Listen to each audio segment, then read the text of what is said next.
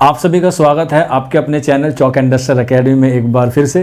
और आज काफ़ी दिन के बाद आप लोगों से रूबरू होने का मौका मिला है। इससे पहले हम लोगों ने 2 वीडियो आप लोगों के लिए वीडियो अपलोड कर दी थी, जिसमें हम लोगों ने बात की थी DSSB TGT के ताल्लुक से। जैसे आपको पता है, कुछ लोगों को नहीं पता है, मैं फिर भी आपको बता देता हूँ कि मेरा सिलेक्शन हुआ है DSSB TGT में एज आ उर्दू सब्जेक्ट। तो उसी के रिगार्डिंग मैं आप लोगों से अपने एक्सपीरियंस शेयर कर रहा हूँ। तो उसी सीरीज़ में आज हमारा जो है वो तीसरा वीडियो है। 2 वीडियो हम लोगों ने अपलोड कर दिए।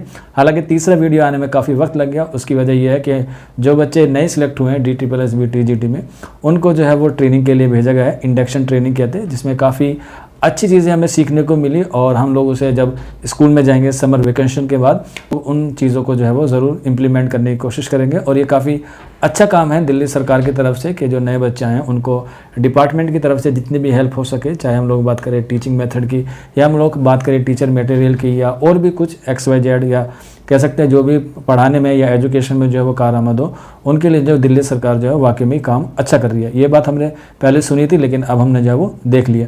तो ये बातें दूसरी हैं, हम किसी उसको नहीं कह सकते, किसी पार्टी का कुछ वो नहीं कह सकते, लेकिन जो अच्छा काम करता है उसके बारे में बताना कोई बुरी बात भी नहीं होती। तो आज का जो हमारा सेशन है वो हम लोग बात करेंगे DSSB TGT उर्दू में किन किताबों को जो है वो पढ़ के जो है वो आप कामयाबी हासिल कर सकते हैं, जैसे मैंने और बाकी लोगों ने की है। तो मैं अपना एक्सपीरियंस आप लोगों को बताने वाला हूँ कि मैंने कौन कौन सी और कितनी किताबें जो है वो पढ़ी हैं। लेकिन उससे पहले मैं आपको 2 चीज़ें जो है वो ज़रूर बताना चाहूँगा। आप लोगों ने न्यूज़ आर्टिकल में देखा होगा या RTI के रिप्लाई के माध्यम से देखा होगा। अभी 2-3 रोज़ पहले जो है वो एक RTI का रिप्लाई आया था, जिसमें काफ़ी सारी वैकेंसी जो है वो देखने को मिली थी, मेल और फीमेल में, TGT में मेल में और TGT फीमेल में भी। और इस बारे में जो है वो एक न्यूज़पेपर में एक साहब ने जो है वो आर्टिकल कह सकते हैं दिया था। वो आप मोबाइल की स्क्रीन पर जो है वो आप लोग अच्छी तरीके से देख सकते हैं। अगर किसी को वो आर्टिकल चाहिए तो हमसे वो ले सकता है। उसमें साफ साफ मेंशन था कि आपको 1 या 2 महीने बाद जो है वो आपको वैकेंसीज जो है वो देखने को मिलेगी। आप लोग जो है वो अपनी तैयारी के लिए कमर कस लें। हालांकि इससे पहले मैंने आपको बता दिया था कि फर्स्ट पेपर में आपको जो है वो कौन कौन सी किताबें पढ़नी है और कैसे पढ़नी है। इसके अलावा उसका जो सेकंड पेपर था जो उर्दू से रिलेटेड था, तो काफ़ी सारे बच्चों ने उसमें हमें रिप्लाई दिया कि सर आपने सिर्फ बुक के जो है वो कवर पेज बता दिए कि आपके पास वो वाकई में फिजिकल में है या नहीं है, यानी कि हार्ड कॉपी में है या नहीं है। तो एक हमारे बहुत अच्छे सर हैं अभिषेक सुमन सर है, हिस्ट्री पढ़ाते हैं। उनका एक कोट है, बहुत शानदार लगता है कि प्रत्यक्ष को प्रमाण की आवश्यकता नहीं होती। तो उसी से रिलेटेड उन लोगों के लिए आज मैं प्रमाण के साथ हाजिर हुआ हूँ कि ये किताबें हैं जो मैंने पढ़ी हैं। और आप लोग भी जो अगर मेरी तरह कामयाब होना चाहते हैं तो आप लोगों को भी ये किताबें जो है वो ज़रूर पढ़नी होगी। इसके अलावा दूसरी बात यह है कि बच्चे किताब के नाम पर जो है वो गाइड खरीद लेते हैं। किताबें अलग होती हैं, गाइड अलग होती हैं, दोनों पढ़नी आपके लिए ज़रूरी है। आपको गाइड अच्छी है, आप गाइड अच्छी पढ़िए। आपको किताबें पढ़नी है तो आप किताबें पढ़िए।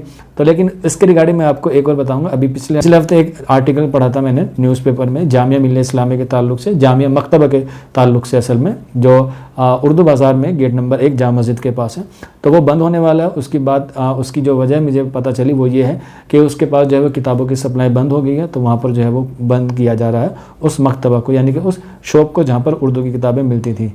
तो वहाँ से मुझे एक चीज़ सीखने को मिली, इसलिए वो मैं आप लोगों से शेयर कर रहा हूँ। और इसीलिए मैं आपको बता रहा हूँ कि आप लोग भी जो है वो उर्दू की किताबें पढ़िए, तभी जो है वो उर्दू को फ़रोग मिलेगा। उर्दू का टीचर बनना, या कह सकते हैं उर्दू से कुछ काम करना, या कह सकते हैं उर्दू की जो है वो उर्दू किताबें लिखना, ये उर्दू ज़बान को फ़रोग देने का जो है वो एक अच्छा तरीका है। लेकिन जब तक वो किताबें कोई ख़रीदेगा नहीं, कोई पढ़ेगा नहीं, तो फिर कैसे काम चलेगा? सब लोग गाइड से चला लेंगे तो फिर ये जो इतनी सारी किताबें हैं, ये जो लिखते हैं मुसन्निफ़ लिखते हैं, या जो एग्ज़ाम के पॉइंट ऑफ व्यू से अहम है, उसको आप पढ़ेंगे तभी तो जो है वो डिमांड बढ़ेगी मार्केट में। और जब जाहिर सी बात है जब डिमांड बढ़ेगी तो किताबों की जो है वो अंबार आएगा, किताबों की जो कमी है वो पूरी होंगी। अभी जो है हम लोग किताबें पढ़ते ही नहीं है, किसी के नोट्स ले लिए, यूट्यूब से वीडियो देख लिया, या किसी एकेडमी से जो है उसके नोट्स खरीद लिए, बस हमारा काम बन जाएगा, बात ख़त्म हो जाएगी।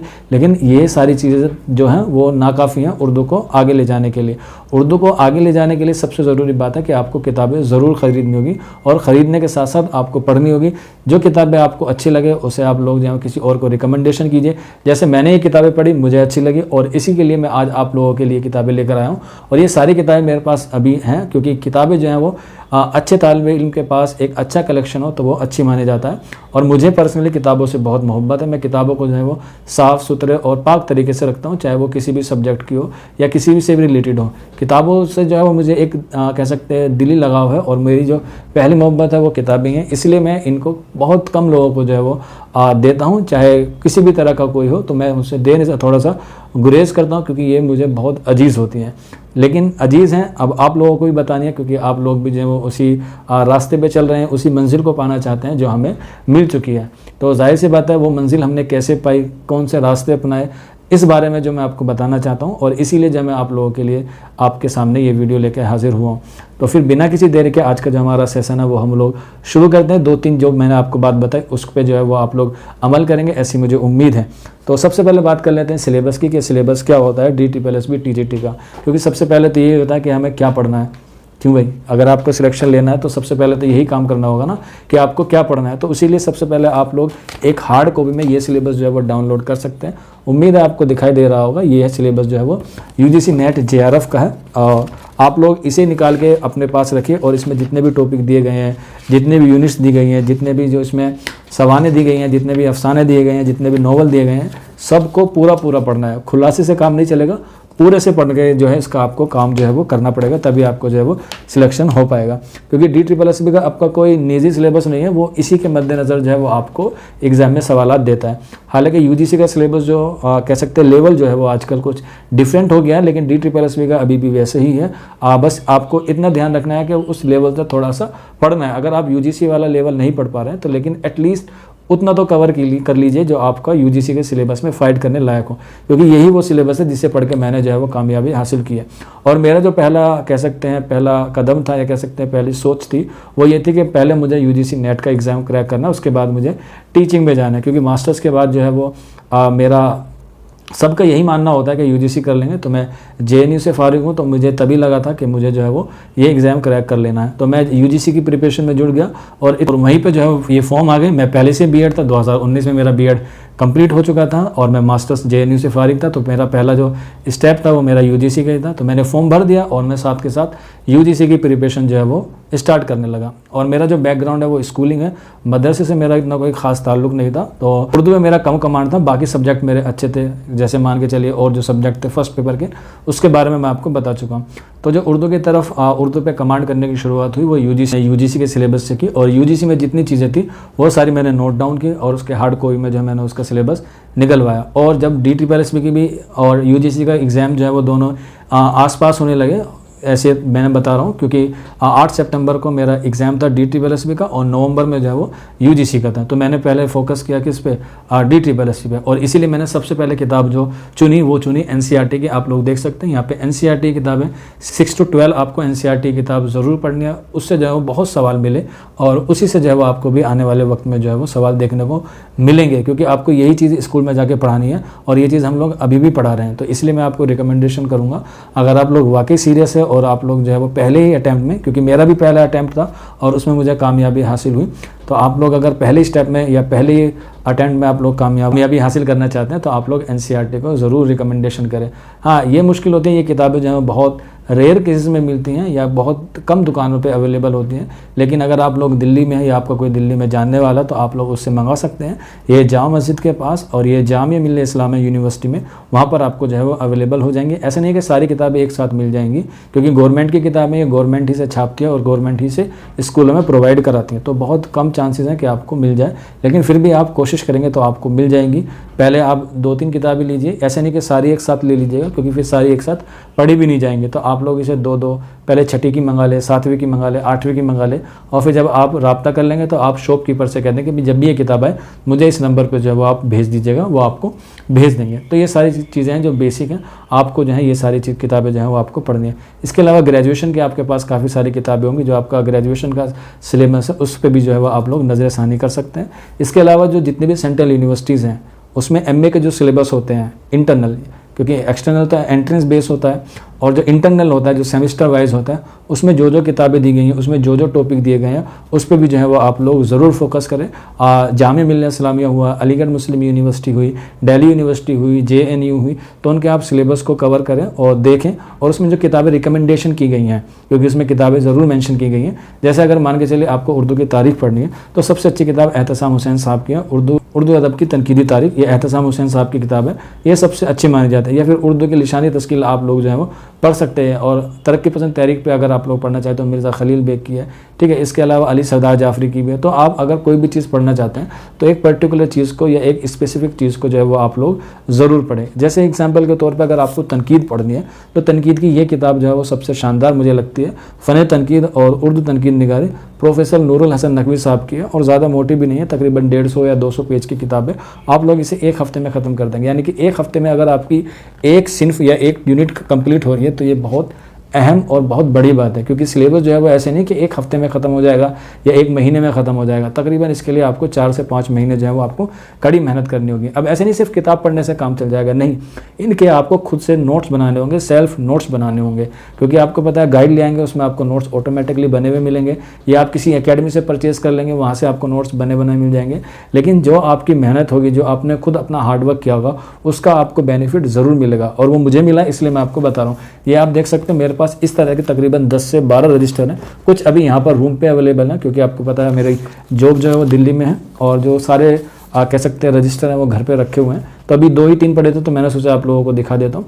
तो इसमें हर रजिस्टर हर सिन्फ का अलग अलग, अगर आपको दास्तान पढ़नी है तो दास्तान का एक अलग रजिस्टर, अगर आपको मसनवी पढ़नी है तो मसनवी का अलग रजिस्टर। और पहले एक ही सिन्फ को कंप्लीट करें, ऐसा नहीं सुबह को दास्तान पढ़ ली, शाम को ड्रामा पढ़ लिया, दोपहर को कुछ और सी पढ़ ली, तो ऐसे नहीं करना। अगर आप एक चीज़ को कंप्लीट कर रहे हैं तो पहले एक ही चीज़ को जो है वो आप लोग फोकस करें। अगर आप दास्तान पढ़ रहे हैं तो पहले आप दास्तान को कंप्लीट करें। जैसे उर्दू की नसरी दास्तान, जो उर्दू की नसरी दास्तान एक किताब है, बहुत अच्छी किताब है, उसमें दास्तान के बारे में बहुत शानदार लिखा हुआ है, वो आप लोग पढ़ेंगे तो उससे आपको सारे डाउट जो हैं वो सारे क्लियर हो जाएंगे। आपको बागो बहार पढ़नी है तो आप लोग बागो बहार की जो किताब है उसे आप लोग पढ़िए। इसके अलावा अगर आपको सबरस पढ़नी है तो आप लोग पूरी किताब सबरस पढ़िए, खुलासे से काम नहीं चलेगा। इसलिए मैं आप लोगों को रिकमेंडेशन कर रहा हूँ कि आप लोगों को किताब पढ़नी चाहिए। अगर आपको अफसाना पढ़ना है या कोई अफसानवी मजमू पढ़ना है, जैसे ये कुर्रतुल ऐन हैदर का है, रोशनी की रफ्तार है, अगर आपको इसके बारे में पढ़ना है, क्योंकि एग्ज़ाम में किरदार से, इसके अलावा इक्तिबास से ये सारी चीज़ें आती हैं, क्योंकि आप लोग बीएड करके मास्टर्स करेंगे या मास्टर्स करके आप लोग बीएड करेंगे, तो इससे आपके एक काम से 2-3 काम हो सकते हैं। यानी कि एक तीर से आप 2 निशाने कर सकते हैं। जैसे यूजीसी का भी एग्जाम कर सकते हैं, क्वालिफाइंग का एग्जाम भी क्रैक कर सकते हैं। मैंने भी ऐसे ही किया था। मेरा नवंबर में यूजीसी का एग्जाम था और जो है वो सितंबर में DTPLSB का था। और अल्लाह के शुक्र से, आप लोगों की दुआओं से और मोहब्बत से और वालिदैन के जो दुआएं होती है, उनका जो प्यार होता है, उनकी वजह से अल्हम्दुलिल्लाह दोनों ही पेपर जो है वो क्रैक हुए और दोनों ही एक साथ हो गए। तो मैं भी आप लोगों से चाहूँगा और आप लोग भी ऐसे ही करें कि आपका जब एग्जाम हो तो दोनों ही चीज़ें जो है वो आप लोगों की क्या हो जाए, अच्छे से कवर हो जाए। इसके अलावा काफ़ी सारे बच्चे कहते हैं सर किताबें नहीं मिलती, हम बहुत ढूंढते हैं। तो कोविड का टाइम था जब हम लोग प्रिपरेशन कर रहे थे, तो मेरे पास भी किताबें जो है वो लिमिटेड थी। तो ऑनलाइन का ज़माना था, तो आप लोग जो है वो ऑनलाइन किताबें जो भी है वो डाउनलोड कर सकते थे या फिर ऑनलाइन पढ़ सकते थे। ना पढ़ने से बेहतर है कि आप लोग कुछ ना कुछ पढ़ें। तो मुझे जो है वो दक्कन में उर्दू एक किताब है, नसीरुद्दीन हाशमी साहब की किताब है, वो मुझे पढ़नी थी, लेकिन वो मार्केट में उस वक्त अवेलेबल भी नहीं थी और लॉकडाउन भी लगा हुआ था। तो मैं सोचा कि कैसे उसका इंतजाम किया जाए, तो मैंने रेख्ता वेबसाइट है, वहाँ से जो है वो इसको डाउनलोड किया और इसे जो मैंने प्रिंट आउट करवा लिया। और ये सारी किताबें जो है मेरे पास हार्ड कॉपी में आ गई। और ये किताबें जो है वो बहुत अच्छी है, इससे जो है वो आप लोग नोट्स बना सकते हैं और प्रिंट भी जो है वो अच्छा खासा निकल जाता है। और इसकी जो बाइंडिंग है वो बहुत खूबसूरत है। इस तरह से आप लोग किताबों से मोहब्बत करेंगे ना, तो आपकी जो चीज़ें हैं या आपका जो पढ़ने का मन है वो भी अच्छा करेगा। और वो जब चीज़ें अच्छी होती हैं, देखिए जैसे इस किताब को आपको देख के इस पे प्यार, इस पे मोहब्बत आएगा, ठीक है। तो जाहिर सी बात है जब आप इससे मोहब्बत करेंगे तो आपको इसको पढ़ने का मन भी करेगा। और हम लोग जो है मोहब्बत किसी और से कर लेते हैं, किताबों से मोहब्बत करेंगे तो आपको हमेशा फायदा होगा। कभी भी किसी तरह का कोई धोखा या किसी तरह की कोई बेवफाई आपको नहीं मिलेगी, हमेशा इसका जो रिजल्ट है वो पॉजिटिव आएगा। तो ये चीज़ें हैं, आप लोग भी करेंगे। अगर आपके पास किताबें नहीं है तो आप लोग इस तरह से भी जो है वो अपने आप किताबों को जमा कर सकते हैं और उन्हें पढ़ सकते हैं। इसके अलावा काफ़ी किताब तो मेरे पास काफ़ी सारी हैं, ये सारे अफसानी मजमूए NCERT, लेकिन कुछ किताबें जो है मैं आपको स्पेशल रिकमेंडेशन करने वाला हूँ। तो अगली चीज़ है हमारी कवायद उर्दू, क्योंकि कवायद से भी जो है वो काफ़ी सवाल देखने को मिलते हैं। तो ये किताब जो है वो बहुत शानदार है, मैंने इसको पढ़ी है। मौलवी अब्दुल हक की कवायद उर्दू है, और आपकी ग्रेजुएशन में भी होगी या फिर आपने मास्टर्स में पढ़ी होगी तब भी आपको जो है ये किताबें पढ़नी जरूरी है। और इससे जो है वो आप जब किताब पढ़ेंगे तो आपको कवायद से डर नहीं लगेगा। अगर आप नोट्स भी मांगते हैं तो कवायद के बहुत कम मिलते हैं, या अगर मिलते हैं तो वो समझ में नहीं आते। लेकिन इस किताब को पढ़ने के बाद आपके जितने भी डाउट है वो सारे दूर हो जाएंगे। बस इसमें एक छोटा सा नेगेटिव पॉइंट है, नेगेटिव पॉइंट भी नहीं कह सकते, बस एक थोड़ी सी मुश्किल कह सकते हैं। तो उसकी भी जो कह सकते हैं मुश्किल का जो सामना है वो हमारे खुद एजुकेशन सिस्टम पे, हमारे स्कूल में, हमारे यूनिवर्सिटीज में जो है वो कवायद पढ़ाई ही नहीं जाती। ज्यादातर अदब दूसरे तरीके का पढ़ाया जाता है, शायरी पे ज्यादा जोर दिया जाता है, नस्र पे ज्यादा जोर दिया जाता है। कवायद को बहुत कम लोग जो है वो पढ़ाते हैं। लेकिन इसकी जो लैंग्वेज है वो थोड़ी डिफिकल्ट है, वो इब्तिदा में थोड़ी परेशान कर सकती है। लेकिन जब आपको इससे प्यार हो जाएगा, इससे मोहब्बत हो जाएगी, तो फिर आप लोग जो है वो कवायद को ही क्या देंगे, सबसे पहले प्रेफरेंस देंगे। ये बहुत अच्छी किताब है, आप लोग इसे जरूर पढ़िएगा अगर आप लोग कवायद को पढ़ना चाहते हैं। और भी किताबें मार्केट में अवेलेबल है, आप उन्हें भी जो है वो ले सकते हैं। मेरी जो पसंद की थी वो मैंने आपको बता दी। इसके अलावा सबसे अहम और सबसे इम्पोर्टेंट, जिससे बच्चे सबसे ज्यादा डरते हैं और बहुत लोगों को इस सवाल में जो बहुत मुश्किल आती है जब एग्जाम में आते हैं, वो होती है आपकी सनद। के सनद को हम लोग कैसे कवर करें, पता ही नहीं चलता कौन से अशार में कौन सी सनद है, ये क्या पूछ रहा है और हमें इसका क्या लग रहा है।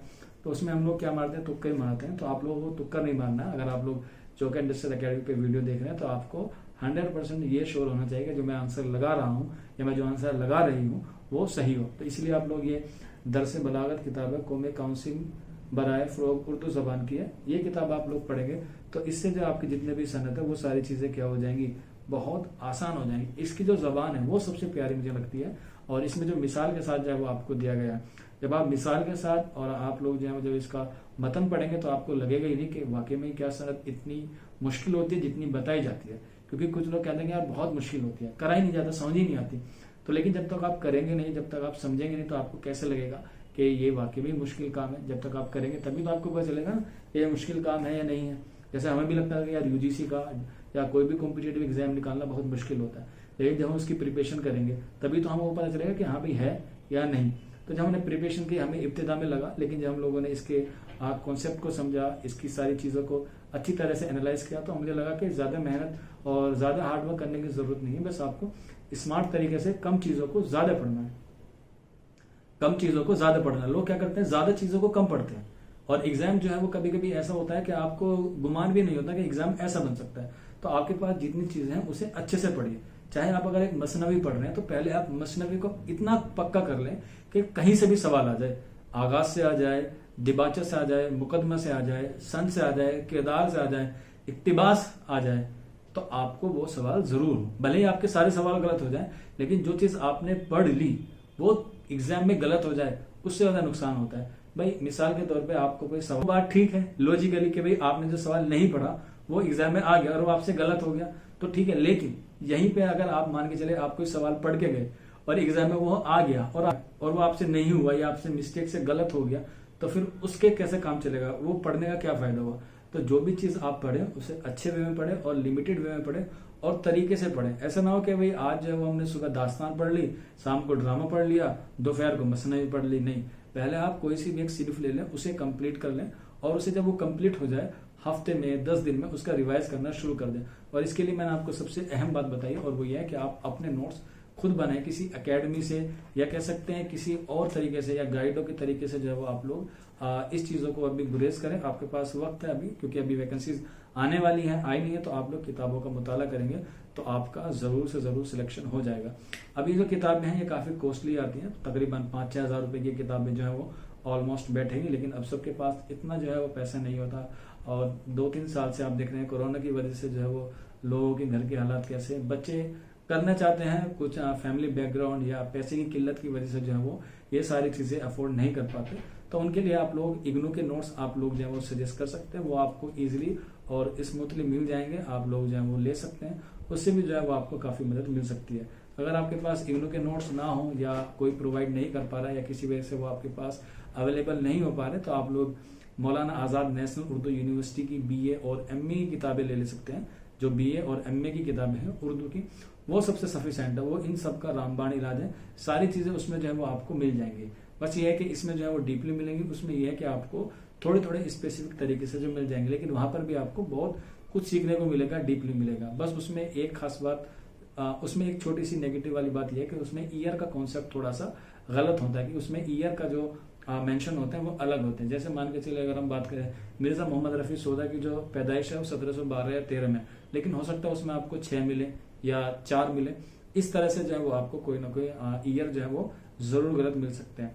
और जिस एग्जाम में हमारा सिलेक्शन हुआ DSSB TGT में, उसमें ईयर बहुत पूछे गए थे और अल्लाह के शुक्र से ईयर मेरे पास जो है वो काफी अच्छी पकड़ थी, क्योंकि मेरा जो बैकग्राउंड है वो हिस्ट्री से बैकग्राउंड है और मेरा उर्दू जो है वो ग्रेजुएशन में मेरे पास था, उससे पहले नहीं था, क्योंकि मेरा स्कूलिंग हुआ है और मेरा मदरसे से कोई ताल्लुक नहीं है। हालांकि बहुत सारे बच्चे कहते हैं कि सर आप कौन से मदरसे से पढ़े, मदरसे से मेरा कोई ताल्लुक नहीं है। मेरा जितना भी पढ़ाई हुई है वो सारी जो है वो स्कूलिंग हुई है, मदरसे से मेरा कम ताल्लुक है। तो ये सारी चीजें थी जो मुझे आपको बतानी थी। उम्मीद है आपको सारी चीजें वो समझ में आ गई होंगी। हालांकि वीडियो काफी लंबा हो गया है, लेकिन कोई बात नहीं, जो अच्छी बातें हैं उसमें थोड़ा सा वक्त लगती है, क्योंकि मैं ये वीडियो इसलिए नहीं बना रहा क्योंकि मुझे व्यू चाहिए, मुझे सब्सक्राइबर चाहिए, नहीं। मेरा जो मकसद है, मेरा मकसद ये है कि जिस तरह से अल्लाह ने मुझे कामयाबी अता किया, आप लोग भी उसी तरह से जो है वो मेहनत करें और आप लोग भी जो है वो उसी तरह से कामयाबी हासिल करें जिस तरह से मैंने की है। अगर मैं चाहता तो ये वीडियोस ना बना था और मैं अपना आराम से अपनी सरकारी नौकरी लेके आराम से बैठा रहता, लेकिन नहीं। तालीम का जो मतलब यह है कि जिस मुकाम पे आप पहुंच चुके हैं, जो मंजिल आपने मुकम्मल कर ली है और कोई और उस मंजिल को पाना चाहता है, तो ये आपका फर्ज बनता है कि आप लोग उन्हें हाथ दें, ताकि वो आपका हाथ पकड़ के जो है वो आपके आगे आने वाले वक्त में आपकी तरह कामयाब हो। तो यही मंशा, यही इरादा हमारे मन में था कि आप लोगों के लिए इस तरह से वीडियो बनाया जाए। और लंबी वीडियो हो गई है, लेकिन अहम बात जो है वो छोटी वीडियो में नहीं कही जा सकती। हालांकि मुझे लगता है कि अभी इस पे और एक वीडियो की गुंजाइश है। मैं जल्द ही इस पे 1-2 वीडियो और लेकर आऊंगा, क्योंकि समर वेकेशन चल रहा है तो वक्त काफी है। और इसी के लिए अब आपके पास जब ये सारी किताबें हो जाती हैं, आप लोग इन्हें पढ़ लेते हैं, तो फिर आप सोचते हैं कि सर अब कैसे जांचें, कैसे परखें कि हमने जो पढ़ा है वो हमने कितना पढ़ा है, कैसे पढ़ा है। तो उसके लिए आप लोग प्रैक्टिस जो है वो कर सकते हैं। अब प्रैक्टिस के लिए कोई उर्दू की एक ऐसी किताब पर्टिकुलर मार्केट में नहीं है, ऑब्जेक्टिव टाइप में, क्योंकि आपका जो DSSB का एग्जाम होता है वो ऑब्जेक्टिव टाइप में होता है। तो उसके लिए आप लोगों के लिए चौक इंडस्ट्रियल एकेडमी और खासतौर पे मैं एक किताब लेकर आ रहा हूँ जिसका नाम है इम्कान सवालात। और लेक्चर नहीं आ रहे थे तो मेरा जो सारा फोकस था वो उसी किताब पे था। मैं एक ऐसी किताब को तैयार कर रहा हूँ, ऑलमोस्ट हो चुकी है, बस उसमें थोड़ा सा काम बाकी है। इंशाल्लाह बकरीद के बाद जो है वो किताब आपको देखने को मिलेगी। इम्कान सवालात है, उसमें DSSB TGT के पैटर्न को लेके, उसके गुज़िश्ता सवाल को लेके और उसकी तरह के प्रैक्टिस सेट MCQ किस तरह से होंगे, वो सारी चीजें जो आपको उसमें मिल जाएंगी। तो ये सारी चीजें थी, उम्मीद है आपको समझ में आ गई होंगी। फिर भी कोई डाउट रहता है या कोई क्वेरी है तो आप लोग चौक इंडस्ट्रियल एकेडमी के ऑफिशियल नंबर 9045220432 पे रब्ता कर लें। आपको सारी इन्फॉर्मेशन वहां पर अवेलेबल हो जाएगी। आप कमेंट बॉक्स में भी उसमें अपनी इन्फॉर्मेशन ले सकते हैं। और वीडियो खत्म करने से पहले बस आप लोगों से एक दरखास्त है कि आप लोग किताबें पढ़ें, मतन पढ़ें। अपने जो दिल का, दिमाग का जो गर्दो गुबार है वो आपको किताबों से ही दूर होगा।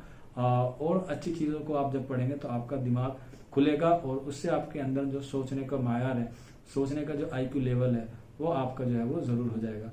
हालांकि आपको अगली वीडियो में आपको बताऊंगा कि आपको प्रैक्टिस कब करनी है। और सबसे अहम बात जो पूरे सेशन में या मेरे पूरे इस कामयाबी के सफर में जो सबसे अहम रहा वो रहा टाइम मैनेजमेंट, कि आप टाइम मैनेजमेंट कैसे करें स्टडी को लेकर और एग्जाम हॉल में। क्योंकि अगर आपके पास टाइम मैनेजमेंट करने का मंत्र है या आपके पास कोई ऐसी कुंजी है जो आप टाइम मैनेजमेंट कर सकते हैं, तो इंशाल्लाह आपको 100% कामयाबी मिलेगी। तो टाइम मैनेजमेंट के लिए आप लोगों को थोड़ा सा वेट करना पड़ेगा, क्योंकि एक ही वीडियो में सारी बातें बता देंगे तो चीजें क्या हो जाएंगी, खिचड़ी बन जाएंगी। और मैं खिचड़ी बनाना नहीं चाहता, मैं आप लोगों को गाजर का हलवा परोसना चाहता हूँ। इसलिए आप लोग जो है वो थोड़ा सा वेट करें। जल्द ही आप लोगों पे जो है वो एक वीडियो लेके मैं हाजिर होऊंगा। और आज की वीडियो में इतना ही। शुक्रिया फॉर वॉचिंग दिस वीडियो।